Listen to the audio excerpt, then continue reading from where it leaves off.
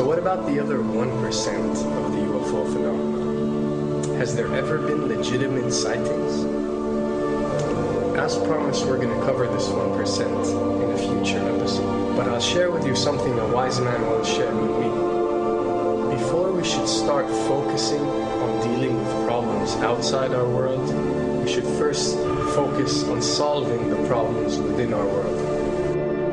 And before you can start solving problems within your world, you first have to solve problems within yourself and within your surrounding environment of family and friends. So basically what I'm trying to say is that we have priorities that we need to focus on first and foremost so we can successfully build our lives and our minds.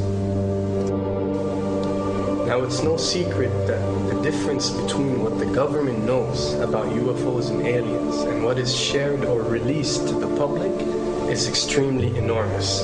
And unfortunately, governments and several organizations on Earth are taking advantage of the UFO phenomenon to achieve worldly agendas. So why do we see particle beams, huge ones, firing at things that are, you were saying 200,000 Gs? Yep. I mean, go over that. Well, because I think it's part of a test for if there are bad guys out there. Or maybe they're doing preparations for factions. We may be looking at more than one faction. Remember, these groups tend to fragment. They fractally fragment so that you have wars within wars within wars. You know. But why would NASA release that footage? Well, remember, you've got all the good guys in NASA, and then you've got a few who are not good guys. The good guys don't know that there's something to keep secret. Remember, the lie's different at every level. They believe the lies they've been told. So when you set up a structure, an institution, which is supposed to be open and above board and is supposed to present live TV of the shuttle missions, they present live TV. Now, the controllers can't say, oh, well, you can broadcast this, but you can't broadcast that. Because the honest guys will then say, sure. Well, why can't we broadcast that? So people always say if this was happening, it would come out, and it is coming out. Well, I mean, I agree with you. When you've got the Catholic Church saying we need to love the aliens, they're our brothers, when you've got every major denomination saying it, when you've got all the movies, and you've got, in the 80s, huge programs at the Olympics with aliens landing, fake aliens, and you've got huge things the size of 3 football fields floating over Dallas and stuff all over the place. Something's going on. And then I read government documents about fake extraterrestrial landings. Any of this. Why? I mean, you believe it's fake. Remember Operation Northwoods? Yes. Okay. Or we can go to the, September 11th. Governments do huge, big things to sway populations at key nodal points in history. They love hoaxes. Yeah, well, they manufacture history is what it is. We are building, all my UFO friends, I need to shake them because they're so, frankly, they're extremely naive, Alex. They really believe we're building toward disclosure.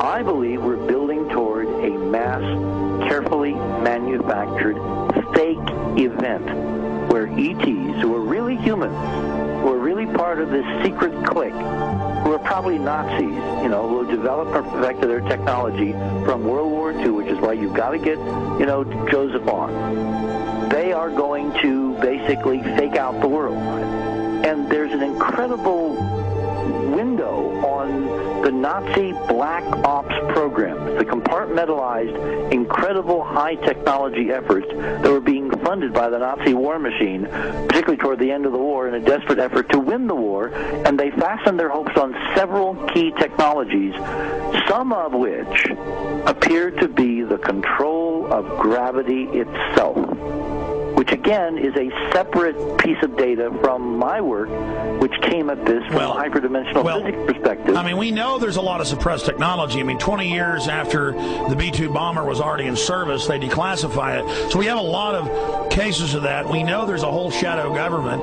This is technology in physics, Alex, that would make anything you think you know like a candle flame compared to a hydrogen bomb. This is a physics that literally allows you to rearrange time.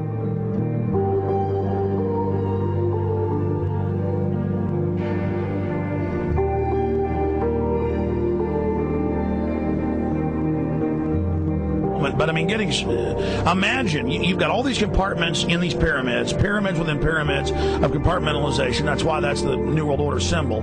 And we don't know what they've got because they are so secret. We know they lie so much. We just know it's advanced. Mainline scientists say they're 30 years advanced. So Richard C. Hoagland, what I'm saying to you is, I'm entertaining what you're saying. I respect you. I think you're a great guy. My only issue is, like you said, dealing with what we know they could be up to. The fact, Alex, we have done experiments. We have our own data. We have experiments now from the Soviet Union. 30, 40 years when the Iron Curtain came down, when Glasnost finally prevailed, a huge amount of stuff was declassified from the KGB as well. And we now have put this data together. We not only know what the physics is, we know what it can do, we know what it's based on, we know how to make it work. We've seen in our own experiments ample evidence. We've seen experiments across the American landscape and even in Europe that vindicate various parts of this. And the latest thing I'm working on, it looks like von Braun himself was deeply involved in some of this early physics experimentation, but they're keeping all the good stuff for themselves. The reason is that if we got access to the good stuff, if we got access to the technologies, the energy, we wouldn't be worried about $4, $5 a gallon gas or $10 a gallon gas. We would live like people are supposed to live, all 6 billion of us who could live lightly on the earth, Alex, with this technology. And live longer. Absolutely, and better, and you could live to 200-300 and have the virility of your 20s and 30s. There's extraordinary medical breakthroughs, there's extraordinary physics breakthroughs, technology breakthroughs, energy. It's all been kept away. Think about it. We're already on a planet hurtling through space, all these wonders around you, and you've been taught it's bizarre to question, and that's because there's so many kooks in the alternative movement who do talk about ridiculous, Hollywood-style green men, instead of really looking at the shadow government and all these crazy secret societies that are admittedly running NASA and the shadow government. Now, ladies and gentlemen, during this talk that I'm going to give you, I'm going to explain to you the history of this phenomenon, who the secret government really is, and I will name them by name, beginning group, the study group. I will tell you who they are today. I'm going to tell you what this is all about. I'm going to tell you who's selling drugs to your children, and I'm going to tell you why the United States government is afraid for you to find out what the truth is regarding UFOs.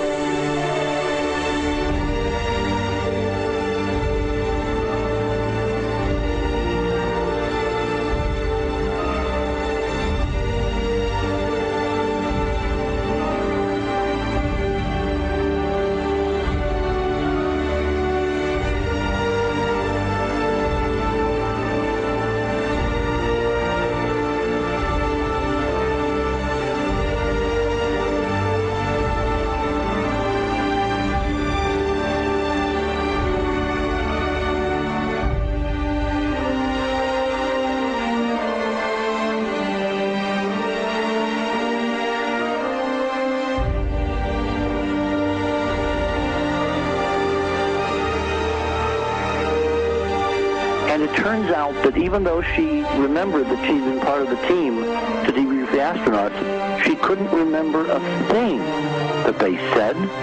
She couldn't remember why she no longer was working with NASA. She couldn't remember. In other words, her memory lapses were enormous, and I don't think they were feigned, because we now found the same pattern in all the flight crews. Because the awful truth, Alex, is they have been brainwashed. They have been mind controlled. They have had a technology, a very sophisticated technology, which took away the real missions that they experienced.